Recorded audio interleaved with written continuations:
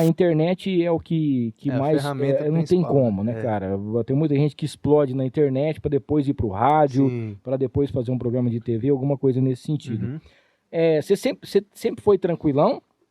Ou você tinha meio que vergonha de aparecer nas câmeras? Na hora que foi, por exemplo, fazer o DVD, na hora que foi fazer as músicas, você falou, não, o palco é meu, eu que vou dominar aqui.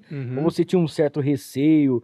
Porque começar a fazer em barzinhos, barzinho.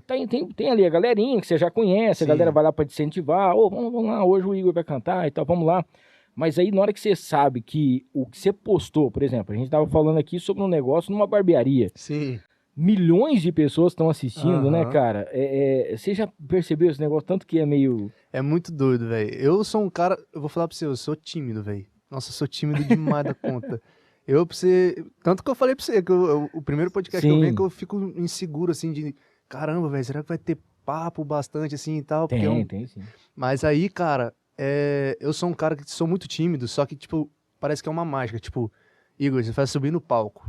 Faz um estralozinho que eu mudo. Tipo, eu mudo. Que da hora, cara. Eu fico ali, cara. E as pessoas cantando comigo. É um combustível também pra você falar, caramba, velho, aqui eu tô em casa. Tipo, a galera cantando junto e tal.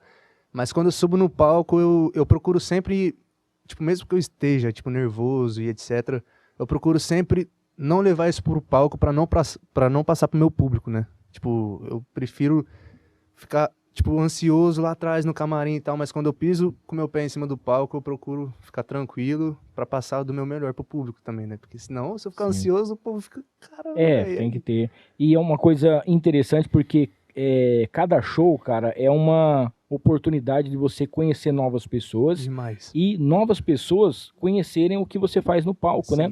Porque uma coisa é você ouvir a música, por exemplo, eu peguei a sua música, eu coloquei no meu carro, e beleza, eu tô ouvindo e tal. Hoje é a primeira vez que a gente tá trocando uma ideia. Massa. E, pô, é sensacional, né, cara? Então, a pessoa te vê cantando, o jeito que você conversa, o jeito que você se entrega no palco, isso eu acho que é sensacional. É fundamental isso aí. Quando você passa uma energia massa pra pessoa, pro público, assim, eles vêm junto com você, porque não tem erro isso aí, né? Você vai lá, você entrega um negócio massa, eles vão querer te entregar melhor ainda. E aí, gostou desse corte? Então não esqueça, se inscreva no canal, ative as notificações, dá aquele like e compartilha pra todo mundo. O link para o episódio completo tá aqui embaixo. É só clicar e assistir.